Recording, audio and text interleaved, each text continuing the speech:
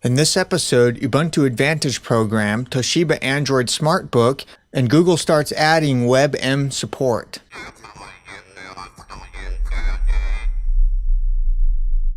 QuickSurf Internet Media presents Linux News Log, separating the Linux and open source signal from the noise. Hey everybody, how's it going? I'm your host Adrian, coming to you almost live from lovely Phoenix, Arizona, here in Studio C1 at QuickSurf Internet Media. Linux News Log is a proud member of the Tech Podcast Network. If it's tech, it's here. Do feel free to head on over to techpodcast.com to check them out. And we've got a lot to talk about this episode, so let's get into the stories for Season 10, Episode 15. At ServerWatch, there's a story here entitled Canonical is rolling out Ubuntu Advantage for Enterprise Linux OS. Canonical, the lead commercial sponsor behind the Ubuntu Linux distribution, is gearing up to launch a new series of support and services offerings for enterprise desktop and server users. On Monday, Canonical is set to officially announce its Ubuntu Advantage program, which combines support, legal indemnification, and management into a cohesive services offering. The Ubuntu Advantage rollout comes as Canonical is growing its commercial enterprise push with a new long-term support release and landscape management server. So the key here is that it replaces other support offerings, and it's now Canonical's primary services offering. So it's very interesting stuff. Let's go ahead and talk about our sponsor for this episode, GoToAssist Express. If you provide technical support to clients, colleagues, friends, or family, have you found an easy, cost-effective way to support them without being there in person? The best way for me to provide technical support is to do it online with GoToAssist Express. I've been able to help friends learn how to use new software and fix family computer problems without actually being there in person. GoToAssist Express lets you easily view and control any other computer online so you can quickly resolve technical issues. It doesn't matter whether you're in customer support, technical consulting, or management, or just a computer guru. GoToAssist Express will help you increase revenue, reduce travel and support time, and service more clients. It's brought to you by Citrix, so you know GoToAssist Express will be easy and secure. My audience can try GoToAssist Express free for 30 days. For this special offer, visit gotoassist.com/techpodcast. I repeat, my audience can try GoToAssist Express free for 30 days. For this special offer, visit gotoassist.com/techpodcast.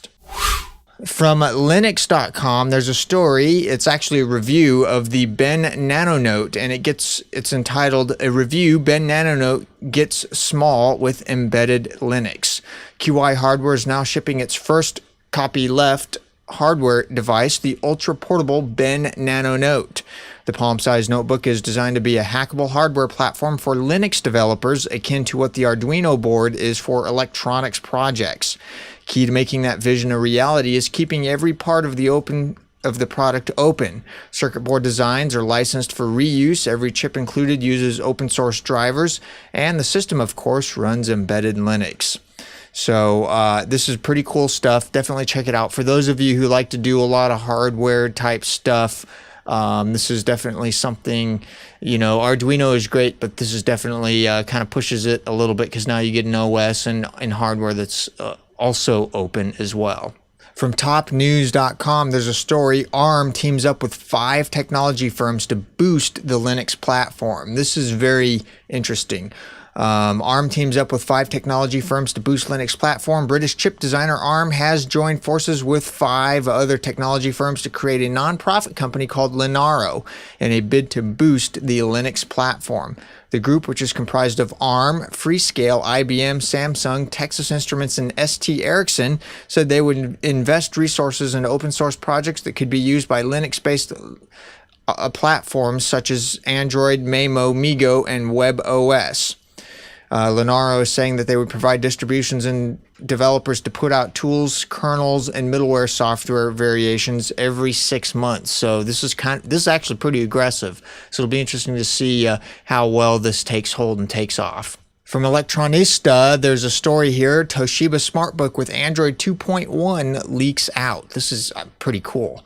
A leaked spec sheet of an upcoming 10.1-inch Toshiba smartbook, the AC100-114, reveals that the device will run on Android 2.1 rather than Windows 7, XP, or Linux builds usually found on such devices. The netbook is otherwise said to support an NVIDIA Tegra T20 processor that can play back 1080p videos with HDMI output.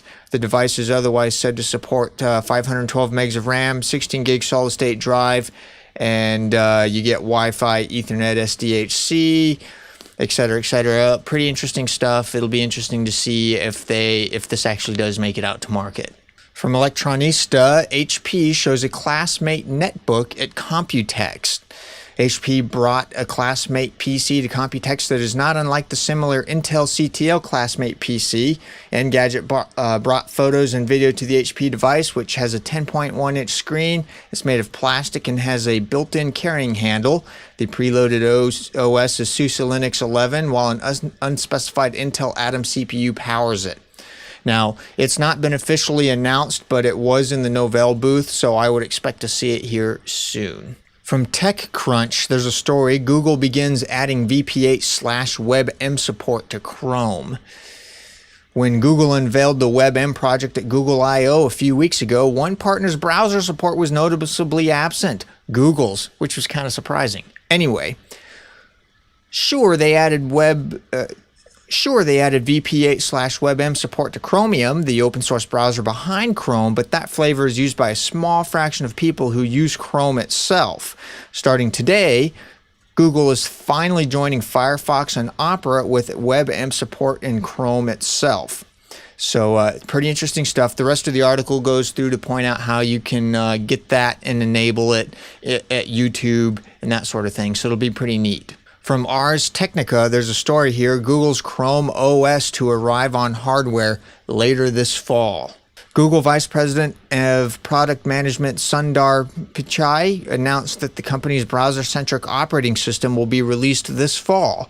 Chrome OS is built on top of the Ubuntu Linux distribution, but uses a completely custom user interface based on Google's Chrome web browser. The announcement was made at the Computex conference in Taipei, where hardware makers are unveiling a multitude of new tablet and netbook products. Pichai reportedly said that Google is working on bringing the first Chrome OS device to market. So I'm actually interested to see how this is going to work out, because we've heard rumors of a tablet, a Google-type tablet, which, quite frankly, I think that's what this incarnation is going to be. It'll be Chrome OS on the hardware. Won't actually necessarily be a netbook. It'll actually be more like a tablet, but only time will tell. From Engadget, there's a story here. No, and that's K-N-O, dual-screen tablet appears at D8. We go hands-on. No promised to launch a double-screen Linux-based e-reader designed for students at D8, and the undercover startup didn't disappoint. Believe us when we say it came out in a big way. That's big as in freaking big. The reader features dual 14.1-inch capacitive IPS displays, weighs 5.5 pounds, and offers 6 to 8 hours of battery life, all in a package that's so comically large we thought it was a joke when we first saw the press shots. Now, for those of you who are on video, I have this up right now on the screen, and I have to say that is humongous. Wow. Enough said. That'll pretty much do it for this edition of Linux News Log. As always, I thank you for watching and listening. For those of you who are listening, do feel free to check us out on the web, linux.quicksurf.com. Follow me on Twitter. And with that, I will see all of you on the next episode. I'll see you then. Bye.